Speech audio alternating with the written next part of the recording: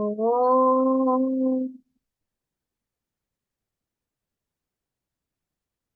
திருமூலரின் திருவடிகளை வணங்கி இந்த வகுப்பை தொடங்குவோம். இன்னைக்கு நம்ம திருமந்திரத்துல 2ஆம் தந்திரத்துல 7வது தலைப்பு எலும்பும் கபாலமும். இந்த தலைப்புல ஒரே ஒரு பாடல் தான் கொடுத்திருக்காங்க. இதுக்கு முன்னாடி நம்ம பார்த்த எந்த தலைப்புலயும் அப்படி ஒரு பாடல் கொடுக்கவே இல்லை. ஒரு 4-5 பாடல்கள் இருக்கும். நம்ம கிளாஸ்ல சில நேரம் 8 பாடல்கள் கூட பார்த்துருவோம். நமக்கு என்னன்னா எல்லாமே கிட்டத்தட்ட ஒரே அர்த்தத்துல தான் இருக்கு, புரியுது அப்படின்னு நினைச்சு கடகடன்னு பார்ப்போம். ஆனா திருமூலர் ஒரு பாடல் எழுத 1 வருஷம் அவர் தவம் இருந்திருக்காரு. அத நம்ம அசால்ட்டா ஒரு 5 நிமிஷம் பார்த்துட்டு புரிஞ்சிருச்சு அப்படின்ட்டே போயிடுறோம். ஆனா அவரே ஒரே ஒரு பாடல் தான் குடுத்திருக்காரு அப்படின்னா, அந்த தலைப்பு ரொம்ப முக்கியமான தலைப்பு. 4, 5 கருத்த சொன்னோம்னா இவங்க விட்டுருவாங்க. இந்த ஒரு பாடல்ல ஒரு கருத்த மட்டும் ஆழமா சொன்னோம்னா, கொஞ்சம் அத ஆழமா சிந்திப்பாங்க அப்படின்னு சொல்லி தான், இந்த எலும்பும் கபாலமும் அப்படிங்கிற தலைப்ப கொஞ்சம் முக்கியத்துவம் குடுத்து, அதுல ஒரு பாடல் தான் குடுத்திருக்காரு. இப்ப எலும்பும் கபாலமும் அப்படின்னு சொன்ன உடனே நம்மளுடைய கற்பனையில எப்படி ஞாபகத்துக்கு வரும்னா, சிவபெருமான் உடல் முழுவதும் அந்த திருநீர் பூசிட்டு, ஒரு எலும்புக்கூடு மாலைய போட்டுட்டு, அதுல மண்டை ஓடெல்லாம் வச்சுட்டு, ரொம்ப சந்தோஷமா சுடுகாட்டுல நின்னு தனியா ஆடுற மாதிரி ஒரு கற்பனை எல்லாருக்குமே வரும். ஏன்னா, நம்ம சிவபெருமானுக்கு மட்டும் தான் அந்த மாதிரியான ஒரு வடிவம் குடுத்து, அந்த மாதிரியான ஒரு இடத்துல இருக்கக்கூடிய கடவுளா நம்ம பார்ப்போம். வேற எந்த கடவுளுக்குமே அந்த இது கிடையாது. அதனால எலும்பும், கபாலமும் அப்படிங்கிறது சிவபெருமான குறிக்கக்கூடிய ஒரு சொல். இதுல அந்த எலும்பு அப்படிங்கிறது எத குறிக்குதுன்னா, நம்மளுடைய வடிவம். இப்ப எ எ நம்மளுடைய எலும்புக்கூட பார்த்துட்டு, அப்புறம் ஒரு ஆடு, மாடோட எலும்புக்கூடு இதெல்லாம் பார்த்தோம்னா, நம்ம சொல்லிர்லாம். இது யாரோடது? இது யாரோடதுன்னு. ஏன்னா, அந்த வடிவத்த குடுக்குறது அந்த எலும்பு தான். அப்ப எலும்பு வடிவத்த குறுக்கு குடிக்கி குறிக்குது. கபாலம் அப்படிங்கிறது நம்மளுடைய தலைய தான் கபாலம் அப்படின்னு சொல்வோம். அந்த மேல இருக்கக்கூடிய பகுதி. அதுக்குள்ள தான் நம்மளுடைய அறிவு எல்லாமே இருக்கு. அப்ப கபாலம் அப்படிங்கிறது அறிவ குறிக்கிறது. அப்ப சிவபெருமான் போட்டிருக்கிற அந்த எலும்பு கபால மாலை நம்மளுடைய வடிவத்தையும், அறிவையும் குறிக்கக்கூடியது. அதோட குறியீடா நம்ம எடுத்துக்கலாம். இப்ப இந்த பாடல பார்ப்போம். அதுக்கப்புறம் இந்த பாடலுக்கான இன்னும் கொஞ்சம் விரிவான விளக்கத்தையும் பார்ப்போம். எலும்பும் கபாலமும் ஏந்தி பாடல் 371. எலும்பும் கபாலமும் ஏந்தி எழுந்த வளம்பன் மணிமுடி வானவர் ஆதி எலும்பும் கபாலமும் ஏந்திலன் ஆகில் எலும்பும் கபாலமும் இற்று மண் ஆமே. எலும்பும் கபாலமும் நம்மளுடைய எலும்பு, கபாலம் இது எல்லாத்தையும் ஏந்தி அது எல்லாத்தையும் எடுத்துக்கிட்டு எழுந்த தோன்றிய வலம்பன். வலம்பன் அப்படிங்கிறது சிவபெருமானுக்கு தான் இன்னொரு சொல்லா கொடுத்திருக்காங்க. வலம்பன் மணிமுடி வானவர், மணிமுடிகளை உடைய தேவர்களின் ஆதி தலைவனானவன். எலும்பும் கபாலமும் ஏந்திலன், இந்த எலும்பையும் கபாலத்தையும் அவர் ஏந்தவில்லை என்றால், ஏந்திலன் ஆகில் அவர் சிவபெருமான் அதை ஏந்தவில்லை என்றால், எலும்பும் கபாலமும் இற்று மண்ணாமே, அந்த எலும்பும் கபாலமும் மண்ணோட மண்ணா போயிருமே அப்படின்னு சொல்லியிருக்கார். அப்ப இதுல அவர் என்ன சொல்ல வர்றாரு அப்படிங்கிறத நல்லா விளக்கமா பார்க்கலாம். இப்ப என்ன சொல்லியிருக்காரு, சிவபெருமான் தான் எலும்பையும் கபாலத்தையும் ஏத்திட்டு வர்றாரு, எழுந்து வர்றாரு. அவர் தான் ஆதி. ஆதினா முதன்மையானவர். அவர்கிட்ட இருந்துதான் எல்லாமே வந்திருக்கு. எலும்பும் கபாலத்தையும் அவர் ஏந்தவில்லை என்றால் அந்த எலும்பும் கபாலமும் மண்ணோட மண்ணா போயிருமே. இதான் அந்த பாடலுக்கான விளக்கம். ஆனா இந்த பாடல் எதோட தொடர்ச்சி மாதிரி நாம எடுத்துக்கலாம்னா 366வது பாடல், பிரளயத்துல வந்த கடைசி பாடல். அத ஒரு தடவை பார்க்கலாம். பண் பழிசெய் வழிபாடு சென்று அப்புறம் கண் பழியாத கமலத்து இருக்கின்ற நன்பழியாளனை நாடிச் சென்று அச்சிரம் விண்பழியாத விருத்தி கொண்டானே. இதுக்கு என்ன விளக்கம் பார்த்தோம்? பண் பழி செய். இறைவனை வந்து பழி செய்யக்கூடியவர்கள். அவரை பத்தி நினைக்காதவங்களாகவும் இருக்கலாம். இல்லைன்னா இறைவன் இல்ல அப்படின்னு பழி சொல்லக்கூடியவர்களாகவும் இருக்கலாம். வழிபாடு சென்று அப்புறம். அவரை போய் நின்று வழிபாடு செய்றவங்களாலும் சரி, செய்யாதவங்கனாலும் சரி, கண் பழியாத கமலத்து இருக்கின்ற அனைவருடைய 7வது சக்கரத்துல தாமரை மேல் வீற்றி இருக்கக்கூடிய இறைவன் நன்பழியாளனை நாடிச் சென்று அச்சிரம். எப்படி வந்து நான்முகனான பிரம்மாவினுடைய அந்த 5வது தலையை எடுத்து அவருடைய அகங்காரத்தை அந்த அந்த சிரசை எடுத்துட்டு அகங்காரத்தை அழித்தாரோ, விண்பழியாத விருத்தி கொண்டானே. அந்த நான்முகனுடைய இது மாதிரியே தான் அனைவருடைய அந்த அகங்காரத்தையும் எடுத்துட்டு அந்த பிரளய கால முடிவுல வந்து சிவபெருமான் இருப்பாரு அப்படின்னு சொல்லியிருந்தாங்க. அதாவது பிரளயம் நம்ம பார்த்தோம். ஒரு ஊழி காலம் வந்து வரும்போது இந்த பூமியே வந்து நீரால மூழ்கப்பட்டு அந்த நீர் இன்னும் நல்லா குளிர்ந்து போய் அப்படியே அந்த நிலப்பரப்பு எல்லாமே அழிஞ்சு உறைஞ்சு போயிரும். அப்ப அதுல இருந்த உயிரினங்கள் எல்லாமே மனிதர்கள் மட்டும் இல்ல, யானையா இருக்கட்டும், ஒரு சின்ன ஈ, எறும்பு எல்லாமே வந்து அதுக்குள்ள அப்படியே இறந்து அது ஃப்ரீஸ் ஆன மாதிரி போயிடும் அப்படின்னு பார்த்தோம். அந்த காலத்துல கூட இறைவன் என்ன செய்வாராம், அந்த எல்லா உயிர்களுடைய அகங்காரத்தையும் எடுத்துட்டு அந்த உயிர்களை வந்து பாத்துக்குவாரு அப்படின்னு சொல்லியிருந்தாங்க. அப்ப இத கேட்கும்போது நமக்கு நிறைய பேருக்கு என்ன தோணி இருக்கும் அப்படின்னா, இப்ப சிவபெருமான அடையணும்னு சொல்லி நம்ம நிறைய பயிற்சி பண்றோம், மூச்சு பயிற்சி பண்றோம், அப்புறம் சைவமா மாறுறோம், அகங்காரம் வேண்டாம், யாரையும் திட்டக்கூடாது, இப்படி எல்லாம் நம்மள மாத்திக்கிட்டே வர்றோம். ஆனா சில பேர் வந்து அந்த எந்த எண்ணமும் இல்லாம அவங்க பாட்டுல நல்லா சந்தோஷமா இந்த லைஃப என்ஜாய் பண்ணிட்டு இந்த மாயைங்கிறத பத்தி கண்டுக்காம வாழ்ந்துகிட்டு இருப்பாங்க. அப்புறம் இப்ப ஏற்கனவே ஊழி காலம் தான் நடக்குது அப்படின்னு சொல்றோம். அப்ப திடீர்னு உலகம் அழிஞ்சிருச்சு, அந்த பிரளயம் வந்துருச்சுன்னா, அவங்களுக்கும் நமக்கும் என்ன வித்தியாசம்? எல்லாரும் ஒண்ணு போல போக வேண்டியதானே! அப்ப நம்ம இவ்ளோ நாள் செஞ்ச தவம் என்ன ஆகுறது? கஷ்டப்பட்டது என்ன ஆகுறது? இதுக்கு பேசாம நானும் இந்த ஊழி காலத்துல சந்தோஷமா அவங்கள மாதிரி என்ஜாய் பண்ணிட்டு, லைஃப நல்லா அனுபவிச்சுட்டு போலாமே! எதுக்கு நான் மட்டும் இப்படியெல்லாம் பண்ணணும்? அப்படின்னு நெறைய பேருக்கு சந்தேகம் வந்துச்சு. அந்த ஊழி காலம் முடிவுல அப்ப எல்லாருக்குமே முக்தி கிடைச்சிருமா? இல்ல எல்லாருமே அழிஞ்சு தான் போவாங்களா? நம்ம பயிற்சி பண்ணி என்ன ஆகப்போகுது? இது எல்லாமே நம்மளுடைய சந்தேகமா இருந்தது. அப்ப அதுக்கான விளக்கம் தான் இன்னைக்கு பார்க்க போற அந்த 371வது பாடல். இப்ப இந்த இந்த பாடல நாம தெரிஞ்சுக்கிறதுக்கு முன்னாடி, கொஞ்சம் அந்த பாட்னி, சுவாலஜி, கெமிஸ்ட்ரி அது எல்லாத்தையுமே கொஞ்சம் லைட்டா அதெல்லாம் கொஞ்சம் புரிஞ்சாதான் நமக்கு இதுல அவர் என்ன சொல்ல வர்றாருங்கிறதும் புரியும். இப்போ பொதுவா ஒரு ஒரு பிளானட் இருக்கு. ஒரு கிரகத்துல ஒண்ணுமே இல்ல. அந்த ஊழிக்காலம் முடிஞ்சு எல்லாமே ஃப்ரீஸ் ஆகி போய் இருக்கு. இதுல இருந்து அடுத்து எப்படி வந்து ஒரு உயிரினம் தோன்றும்? நம்ம சயின்ஸ்ல நம்ம படிச்சிருக்கோம் இல்லையா?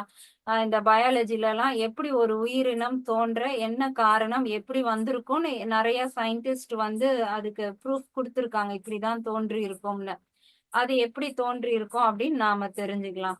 இப்ப வந்து பனிக்கட்டி மாதிரி நம்மளுடைய பூமி இருக்கு. அப்பதான் வந்து பிரம்மாக்கும், விஷ்ணுவுக்கும் சண்டை நடக்குது. அ அப்ப ஒரு அ தீப்பழம்பு வந்து வானத்துக்கும், பூமிக்குமா மிகப்பெரிய ஒரு அக்கினி சுடரா அது வந்து எரிஞ்சிருக்கு. அப்ப என்ன ஆகுது? பழையபடி அந்த ஐஸ் கட்டி மாதிரி இருந்த தண்ணி எல்லாம் அப்படியே உருகி தண்ணியா மாறுது. கொஞ்சம் கொஞ்சமா கீழ இருந்து அப்படியே மணல் வந்து வருது. அப்ப மணல்ல இருக்கு, நீர் இருக்கு. இப்ப அந்த மணலும், நீரும் இருக்கும்போது என்ன ஆகும்னா, அப்படியே ரொம்ப நாள் கழிச்சு, இப்ப இந்த ஃப்ரீஸ் ஆகி போனதே பல 100 வருடங்கள் அப்படியே அந்த உயிரினங்கள் அதுக்குள்ள ஃப்ரீஸ் ஆகி போய் இருக்குன்னா என்ன ஆகும்? அது எல்லாமே மக்கி மண்ணோட மண்ணா போயிரும். பல 100 வருஷம் அப்படியே இருந்திருக்கும். அதுக்கப்புறம் பல 100 வருஷம் இது வந்து எரிமலை மாதிரி உள்ள இருக்கிற எல்லாமே எரிஞ்சுகிட்டே இருந்திருக்கும். அப்ப எல்லாமே அப்படியே ஒண்ணுமே இல்லாம போயிருச்சு. இப்ப அந்த தண்ணி வருது, மண்ணு வருது. ஒண்ணுமே இல்லாத ஒரு இதுல என்ன வரும்? மொத ஒரு ஆம் ஓருயிர் தாவரங்கள் வரும். சின்ன சின்ன ஏதாவது வந்து ஒரு வைரஸ் மாதிரி ஏதோ ஒரு பாக்டீரியா இந்த மாதிரி சின்ன சின்னதா ஒண்ணு வரும். அதுக்கப்புறம் ஒரு ஃபங்கஸ் மாதிரி ஒரு தண்ணிக்குள்ள வாழக்கூடிய ஒரு சின்ன செடி மாதிரி வரும். அப்புறம் அதுல இருந்து புழு, பூச்சி இந்த மாதிரி வரும். அப்புறம் ஒவ்வொரு உயிரினங்களா வரும். இதுதான் வந்து நாம சயின்ஸ்ல வந்து படிச்சிருக்கோம். அப்ப அங்க ஏதோ ஒரு ப்ராசஸ் நடந்து மொத இந்த மாரி சின்ன சின்ன உயிரினங்கள் வந்து, அப்புறம் கொஞ்சம் பெருசா ஒரு மீனு, அப்புறம் மீன்ல இருந்து நிலத்துக்கும் நீருக்குமா உள்ள ஆமை, அப்புறம் அப்படியே நிலத்துல மட்டுமே வாழக்கூடியது, அப்புறம் கொஞ்சம் பெரிய விலங்குகள், அப்புறம் மனிதர்கள். அப்படியே அந்த பரிணாம வளர்ச்சி மாதிரி ஒரு சைக்கிள் வந்திருக்கும். இப்படிதான் வந்து இந்த உலகத்துல உயிர்கள் தோன்றியிருக்கு அப்படின்னு நம்ம வந்து சயின்ஸ்ல படிச்சிருக்கோம்.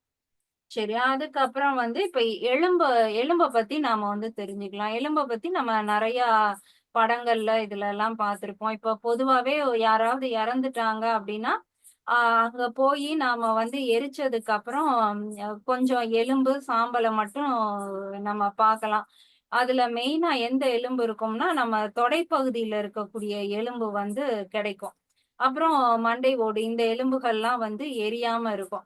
ஏன்னா, இந்த தொடைப்பகுதி எலும்பு மட்டுமே மக்குறதுக்கு வந்து பல வருஷம் ஆகும். இப்ப இந்த டிடெக்டிவ் படத்துலலாம் பார்த்தோம்னா, பிணத்த தோண்டி எடுக்கும்போது, அந்த தை போன் வந்து அப்படியே இருக்கும். அந்த போ அந்த அப்புறம் மண்டை ஓடு, அப்புறம் இந்த இடுப்பு எலும்பு இதெல்லாமே மக்குறதுக்கும் ரொம்ப நாள் ஆகும். மற்ற இந்த விரல்ல இருக்கிற சின்ன சின்ன எலும்புகள்லாம் வேகமா மக்கி போயிரும். அப்ப கிடைக்கிற இந்த எலும்ப மட்டுமே வச்சு, அது வந்து யாருடைய எலும்பு, அவங்களுடைய டிஎன்ஏ என்ன, அவங்க ஆணா, பெண்ணா எல்லாமே அந்த எலும்ப வச்சு வந்து கண்டுபிடிச்சுருவாங்க. அ அந்த ஃபாரன்சிக்ல கண்டுபிடிச்சு, அந்த இறந்து போனது இவங்க தான் அப்படின்னு மாடர்ன் சயின்ஸ்ல அந்த எலும்புல இருந்தே கண்டுபிடிச்சிடுறாங்க.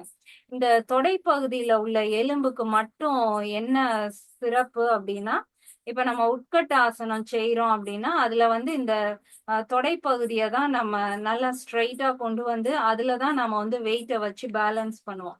இப்ப இந்த ஆர்டிஸ்டிக் யோகா ஒருத்தர் மேல ஒருத்தர் ஏறி பண்றவங்கலாம், எவ்ளோ வெயிட் இருந்தாலும் சரி, அவங்க அந்த தைஸ்ல நின்னு ஒரு ஆசனம் பண்றாங்க அப்படின்னா, அந்த கீழ இருக்கிறவங்களால அத வந்து தாங்க முடியும். தை போன் மேல மட்டும் நம்ம எவ்ளோ வெயிட் வச்சாலும், அந்த எலும்புக்கு வந்து ஒண்ணுமே ஆகாது.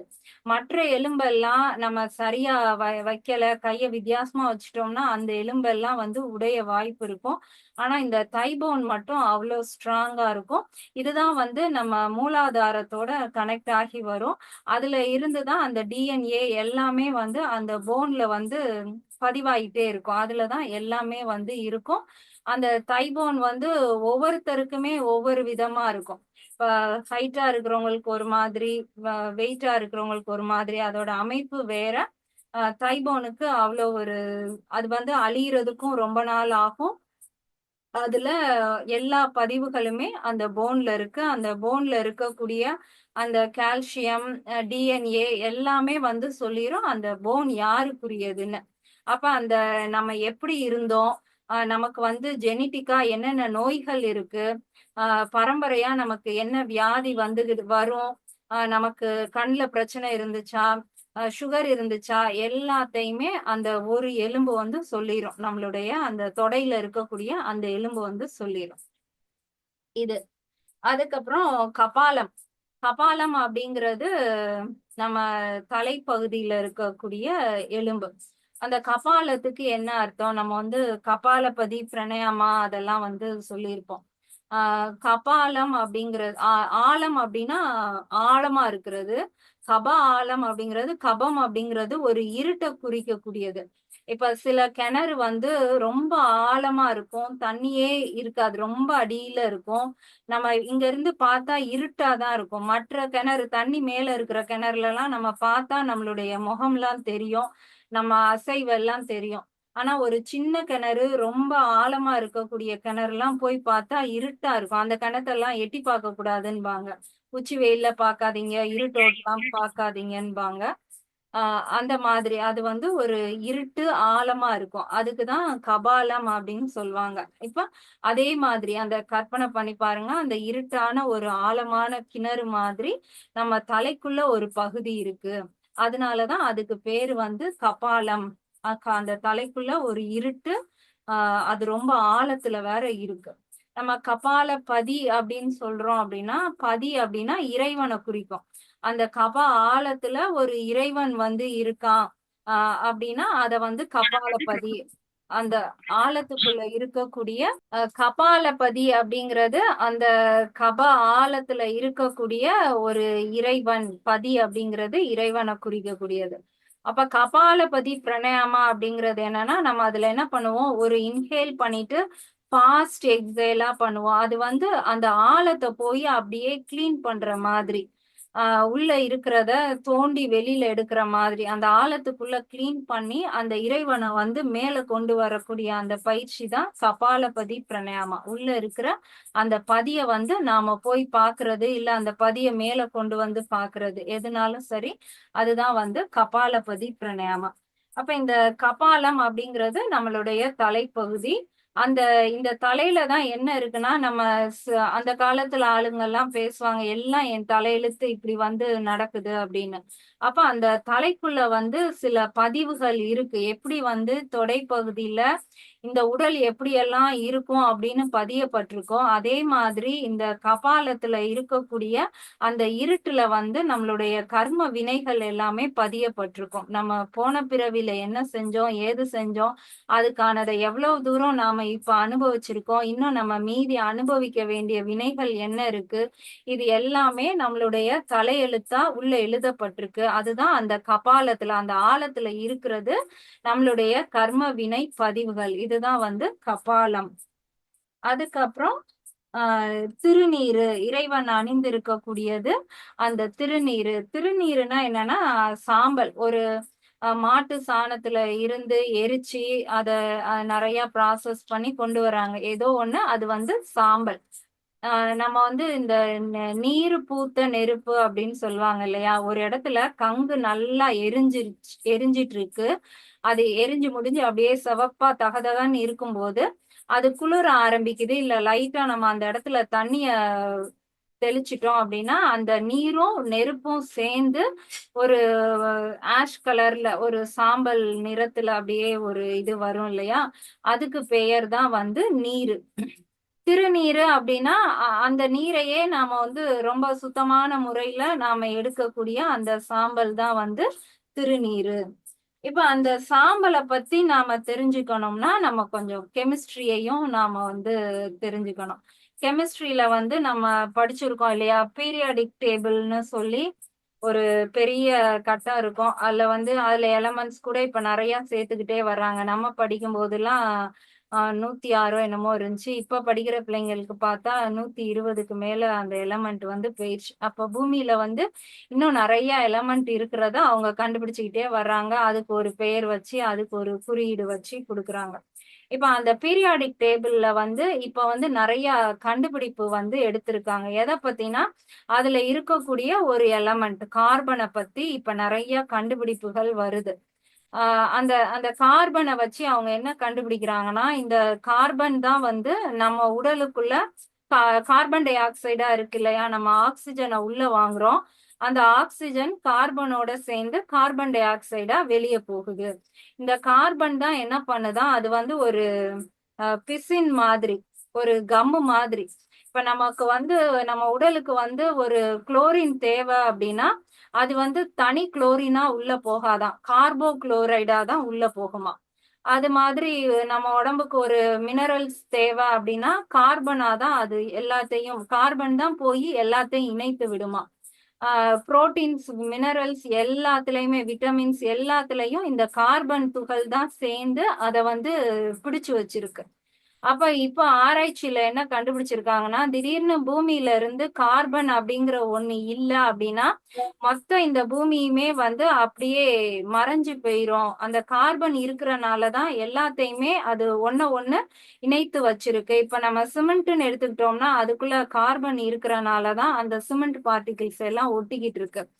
விலங்குகள், பறவைகள், செடி கொடி எல்லாமே அந்த கார்பனை டிபெண்ட் பண்ணி தான் வாழ்ந்துட்டு இருக்கு. கார்பன் நம்ம உடல்ல வந்து வெறும் 18% தான் இருக்கு. ஆனா அந்த கார்பன் இல்லைன்னா நம்மளோட இந்த உடல் வடிவமே இருக்காது. எல்லாமே அப்படியே ஒண்ணும் இல்லாம போய் அப்படியே நம்ம மண்ணோட மண்ணா போயிருவோம். ஒரு இயக்கம் ஒண்ணுமே இருக்காது.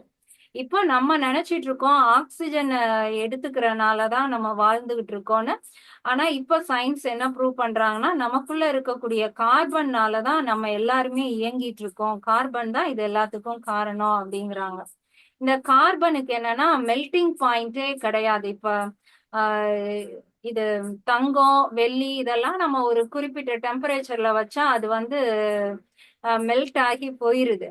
ஆனா இந்த கார்பனை வந்து நம்ம மெல்ட் ஆக்கணும்னா 3000 டிகிரி செல்சியஸ்க்கு மேல போனாதான் வந்து அது மெல்ட் ஆகுமா. அப்ப கார்பனை வந்து நம்ம அழிக்கவே முடியாது. அது சாலிடா இருந்து அப்படியே அந்த உடைஞ்சி துகள்களா மாறி அப்படிதான் இன்னொரு இதுக்கு போகுமே தவிர அதை வந்து நம்ம அழிக்கவே முடியாது. இப்ப நம்ம ஆக்சிஜனை உள்ள எடுத்துட்டு கார்பன் டை ஆக்சைடா வெளியே விடுறோம். அந்த கார்பன் டை ஆக்சைட செடி கொடிகள் எடுத்து அதை உணவாக்கி அந்த கார்பனோட தான் திரும்ப வந்து அது நமக்கு உணவா வருது. அந்த கார்பன் உள்ள இருந்துகிட்டு தான் நம்மளை இயக்குது. அந்த கார்பன் தான் வெளியே போகுது. அந்த கார்பன் தான் வந்து சுத்தி சுத்தி வருது. அப்ப அந்த பீரியாடிக் டேபிள்லே கார்பனுக்கு மட்டும் வந்து தனி சிறப்பு இருக்கு. அதுக்கு இவ்வளவு விஷயங்கள் அதுக்குள்ள இருக்கு அப்படிங்கிறத இப்ப வந்து சயின்ஸ் வந்து கண்டுபிடிச்சிருக்காங்க. ஆனா நம்ம ஆட்கள் வந்து அந்த கார்பன் தான் வந்து திருநீரு, அதுதான் அந்த சாம்பலா நம்ம பாக்குறோம். அப்ப இறைவன் வந்து அந்த திருநீரையே உடல் முழுவதும் பூசி இருக்காரு அப்படின்னா எல்லா உயிரினங்களுமே அந்த திருநீராலதான் வந்து இணைக்கப்பட்டிருக்கு. அதனாலதான் அது வாழ்ந்துட்டு இருக்கு. திருநீர் இல்லாம இந்த உலகமே கிடையாது அப்படிங்கிறத ஏற்கனவே நம்ம வந்து ப்ரூவ் பண்ணி தான் இறைவனுக்கு வந்து அந்த ஒரு உருவம் கொடுத்திருக்கோம். ஞான சம்பந்தர் அப்பவே வந்து அந்த திருநீரை கண்டுபிடிச்சு ஒரு பதிகமே பாடியிருக்காரு தேவாரத்துல. மந்திரமாவது நீரு அப்படின்னு. அப்ப அவர் வந்து உணர்ந்திருக்காரு இந்த உடல் வந்து கார்பனால செய்யப்பட்டது. கார்பன் இல்லைன்னா இந்த உடல் வந்து அழிஞ்சு போயிரும். இந்த உலகமே கார்பன் இல்லாம இருக்காது அப்படிங்கிறத புரிஞ்சுதான் அவர் வந்து அந்த திருநீருக்கு வந்து ஒரு மந்திரத்துக்கான பவர் இருக்கு அப்படிங்கிறத அவர் பாடியிருக்காரு. நம்மளும் வந்து சிவபெருமானுக்கு அந்த திருநீரையே வந்து உருவமா கொடுத்திருக்கோம். அது வேற யாரும் கிடையாது. நமக்கு தான் திருநீராலான உருவம் கார்பனால செய்யப்பட்டது இந்த உடல். சரி, இப்ப நம்ம அந்த பார்த்த இதுக்கு வரலாம். எப்படி வந்து ஒரு உயிரினம் தோன்றுதுன்னு பார்த்தோம் இல்லையா. ஒரு அப்படியே அடியில இருந்து ஒரு ஓரின உயிரினங்கள் வந்து அப்படியே அது மாறுதுன்னு. இப்ப இந்த பிரளயம் முடியும் போது என்ன ஆகும்னா எல்லாமே எரிஞ்சு கார்பன் துகள்களா மாறிடும். பல வருட காலங்கள் அது எரிஞ்சு எரிஞ்சு நம்மளுடைய உடல்ல இருக்கிற எல்லாமே வந்து கார்பன் துகள்களா மாறி அந்த கடல் நீர்ல என்ன ஆகும்னா அது சலடை மாதிரி அப்படியே அரிச்சு அரிச்சு விடும். அப்ப என்ன ஆகும்னா நம்ம இதுக்கு முன்னாடி இருந்த அந்த தங்கம் எல்லாமே எந்த இடத்துல எல்லாமே ஒரே டெம்பரேச்சர் ஆகுதோ அந்த இடத்துல போய் தங்கம் எல்லாம் ஒண்ணு சேர்ந்து அடுத்து வர்ற உலகத்துல அந்த இடத்துலதான் வந்து தங்க வயல் இருக்கிற மாதிரி அந்த நிலப்பரப்பு அப்படியே தங்கமா மாறிடும். நம்ம உடல்ல இருந்து போகக்கூடிய அந்த எல்லா வெள்ளியும் அது ஒரு இடத்துல போய் சேரும். அப்புறம் நம்ம உடல்ல இருக்கக்கூடிய சுண்ணாம்பு சத்து எல்லாம் ஒண்ணு சேர்ந்து அது ஒரு இடத்துல போய் சுண்ணாம்பு பாறையா மாறும். இப்படிதான் வந்து இந்த உலகம் வந்து அடுத்து புதுசா தோன்றதுக்கு ரெடி ஆகும்.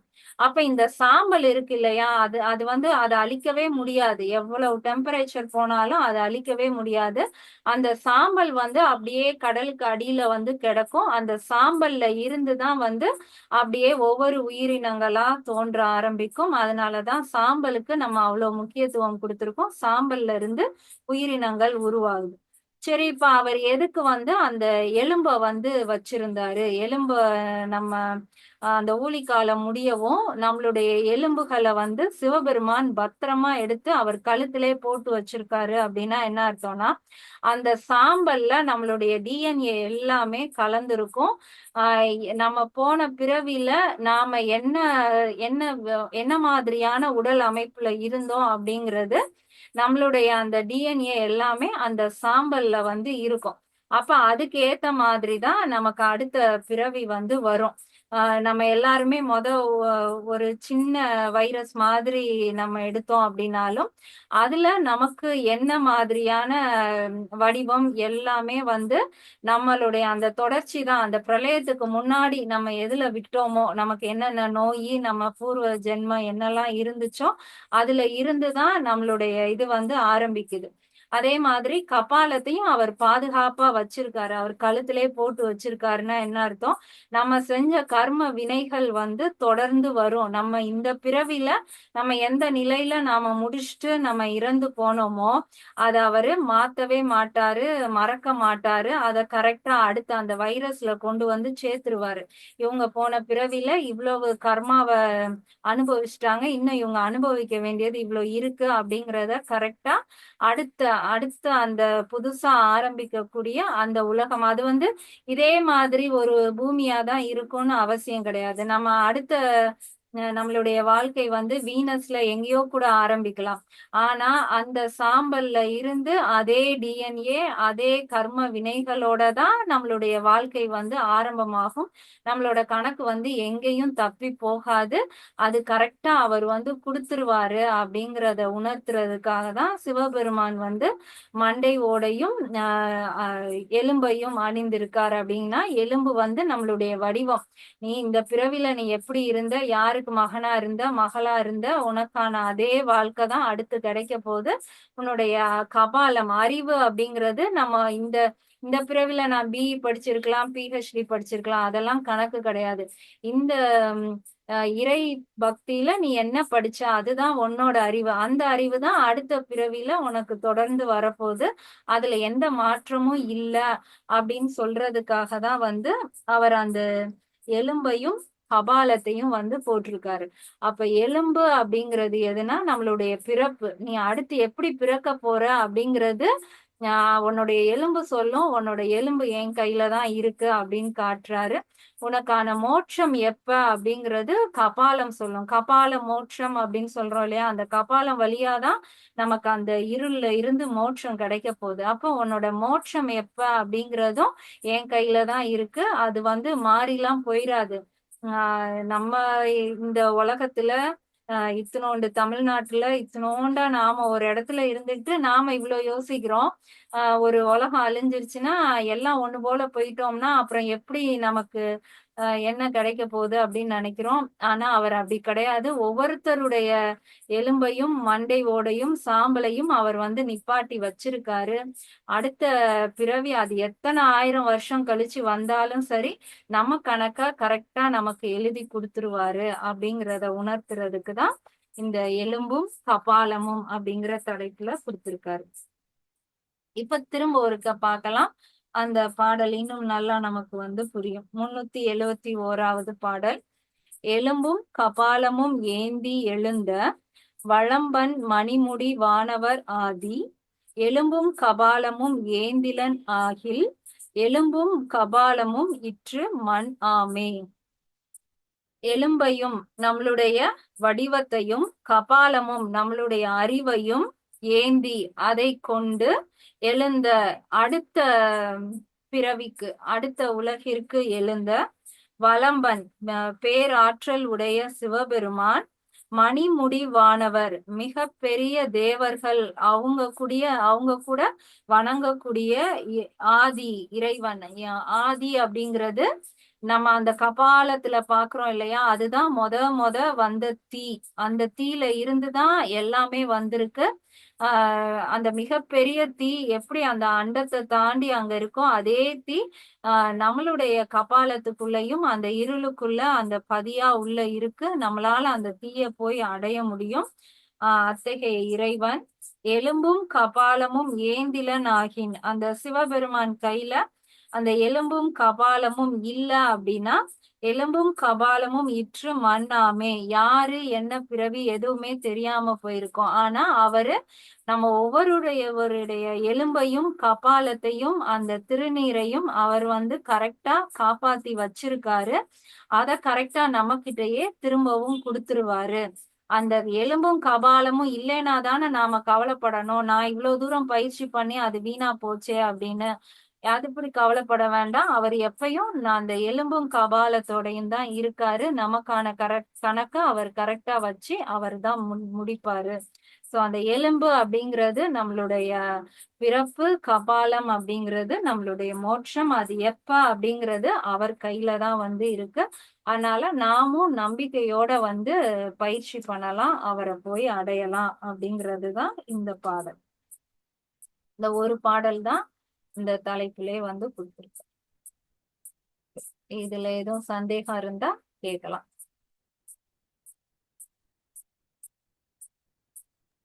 அப்ப நம்ம அடுத்து பிறக்கும் போது இதே குணநலன்களோட தான் பிறப்போமாக்கா? இப்ப அவர் அழிச்ச பிறகு திரும்ப நம்ம இதே அப்புறம் எதுக்குக்கா அழிக்கணும்? அப்ப இதே மாதிரிதான், அதாவது இப்ப அதர்மம் கூடும் போதுதான் அவர் ஏன் அழிக்கிறாங்கன்னா அந்த ஊழி காலம்னு சொல்லி ஒண்ணு வருது இல்லையா? பஞ்சபூதத்துக்குள்ள சில மாற்றங்கள். இப்ப நிலம் நிலமாவே இருக்கு, நீர் நீராவே இருக்கு, எல்லாம் அதுவாவே இருக்குன்னா நம்ம பூமியில ஒரு பிரச்சனையுமே இல்ல. நம்ம என்ன பண்றோம், அந்த பூமியில வந்து தோண்டி தோண்டி நம்ம பல இடங்கள்ல என்னென்னமோ வேலை பார்க்கிறோம். ஓரளவுக்கு மேல அந்த நிலபூதம் ஏத்துக்கும். அதுக்கு மேல நம்ம இன்னும் நிறைய உள்ள குப்பைய போடுறோம், மக்காத குப்பைய போடுறோம். இந்த பூமியை நம்ம பாழாக்குறோம் அப்படின்னா நிலத்துக்கு ஒரு ஒரு பிரச்சனை கொடுக்குறோம். அதே மாதிரிதான் நீரு. கடல் நீர்ல போய் நம்ம எவ்வளவு கழிவை கொட்டுறோம், எவ்வளவு இது பண்றோம். அப்ப நீருக்குள்ள நம்ம ஒரு மாற்றத்தை ஏற்படுத்துறோம். காற்றையும் நம்ம விடுறது இல்ல. அத்தனை புகை எல்லாம் அனுப்புறோம். நெருப்பு கூடுற அளவுக்கு தான் நம்ம பூமியை வந்து வெப்பக்காடா மாத்தி வச்சிருக்கோம். ஆகாயம் அப்படிங்கிறது ஸ்பேஸ். அதுல நம்ம இப்ப எத்தனை சேட்டிலைட் அனுப்பி இருக்கோம். அந்த ஒரு சயின்ஸ்ல வந்து சொல்றாங்க, அந்த சேட்டிலைட்ல இருந்து சும்மா கலண்டு விழும் இல்லையா, ஸ்க்ரூ, இந்த இந்த மாதிரி சின்ன சின்ன திங்ஸ், அது மட்டுமே ஸ்பேஸ்ல வந்து கீழேயும் வர முடியாம இன்னொரு இடத்துக்கும் போக முடியாம அது ஒரு தனி கிராவிட்டில அது தனியா சுத்திட்டு இருக்கான். எப்படி பூமியை நம்ம நிலத்தை குப்பை போடுறோமோ அதே மாதிரி ஆகாயத்திலையும் நம்ம வந்து ஆராய்ச்சிங்கிற பேர்ல நிறைய குப்பை போட்டோம். அப்ப பஞ்சபூதத்தை கெடுத்தது நம்ம தான். அப்ப அதுக்குள்ள அதுக்கு ஒரு தாங்க முடியலன்னு வையேன். அதுக்குள்ள தாங்க முடியாதப்ப அதுதான் ஊழிக்காலம். அந்த பஞ்சபூதத்துக்குள்ளேயும் ஒரு மாற்றம் ஏற்பட்டு வேற வழி இல்லாம திரும்ப அது சமநிலைக்கு வரணும்னா என்ன ஆகணும், மொத்தமா எல்லாமே அழிஞ்சாதான் திரும்ப அது நார்மல் ஆக முடியும். சோ அதுதான் ஊழிக்காலம். அது இப்ப நடக்குது, வேற வழி இல்ல. இந்த நம்ம அந்த பூமியில இதெல்லாம் அதிகமாயிருச்சு அதனாலதான் அழிக்கப்படுது அப்படி கிடையாது. பஞ்சபூதத்துல பிரச்சனைன்றதுனாலதான் அழிக்கப்படுது. ஆமா ஆமா. அப்ப அப்படிங்கிறது முந்தி காலத்துல பஞ்சபூதத்துல நம்ம நல்லா தானே வச்சிருந்திருப்பாங்க. நம்ம முன்னோர்கள்லாம் இவ்வளவு தூசி ஆக்கி இருக்க மாட்டாங்க, செஞ்சிருக்க மாட்டாங்க பழைய ஆட்கள். அவன் அந்நியாரம் எதுக்கு அழிக்கப்பட்டது? அதை அழிச்சு எதுக்கு இன்னொரு ஒரு யுகம் நமக்கு அந்நேரம் நம்ம வந்துச்சு? இல்ல இருந்தா தானே தெரிஞ்சிருக்கும். இப்ப நம்ம பார்த்தது எல்லாமே இந்த யுகத்துல தானே. அந்த 4 யுகம், அந்த ஒவ்வொரு உம் யுகமா உம் மாறிக்கிட்டே இருக்கு. இப்ப நம்ம 4வது யுகத்துல இருக்கோம். இது நம்ம கண்கூடா பாக்குறோம்ல. யுகம் நல்லாதான் இருந்துச்சு. அந்த யுகம் யாரு சொல்லுவாங்கன்னா ராமாயண காலத்தை சொல்லுவாங்க. ராமாயணத்துக்கு முந்தின காலம். அதுல வந்து கெட்டவங்களே இருக்க மாட்டாங்களாம், எல்லாருமே நல்லவங்களா இருப்பாங்களாம். அது முதல் யுகம்.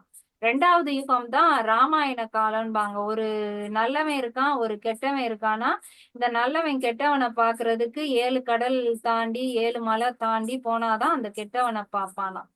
அடுத்த யுகம் மகாபாரதத்துல அண்ணன் தம்பிங்களுக்குள்ளே இருப்பாங்க. நீ இவ்வளவு தூரம் எல்லாம் போக வேண்டாம், உன் வீட்டுல நல்லவன் அடுத்த வீட்டுல கெட்டவன் இருப்பான். அது 3வது யுகம்.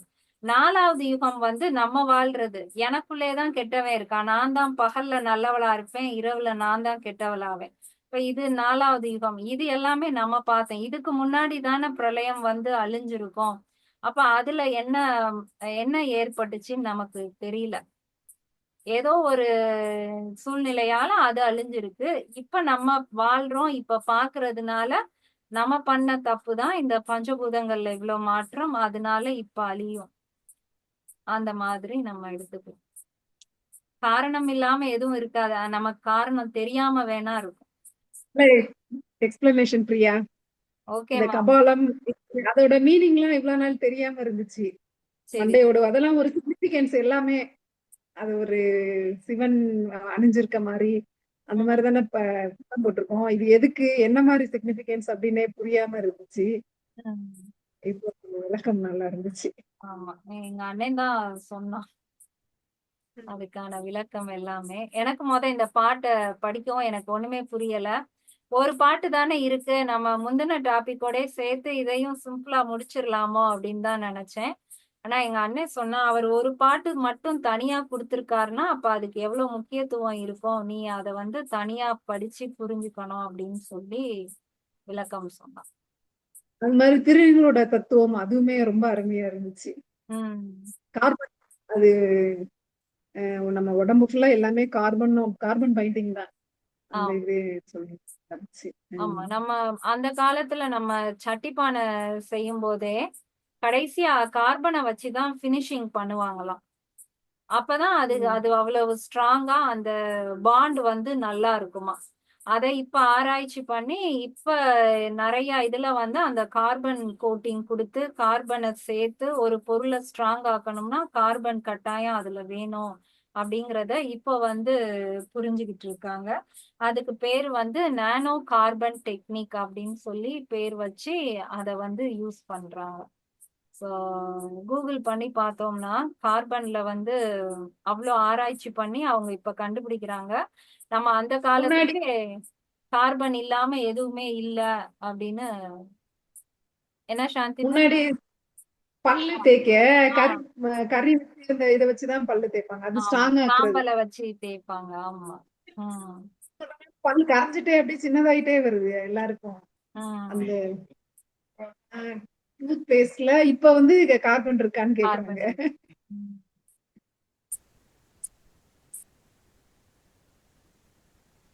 அருமையா இருந்துச்சு.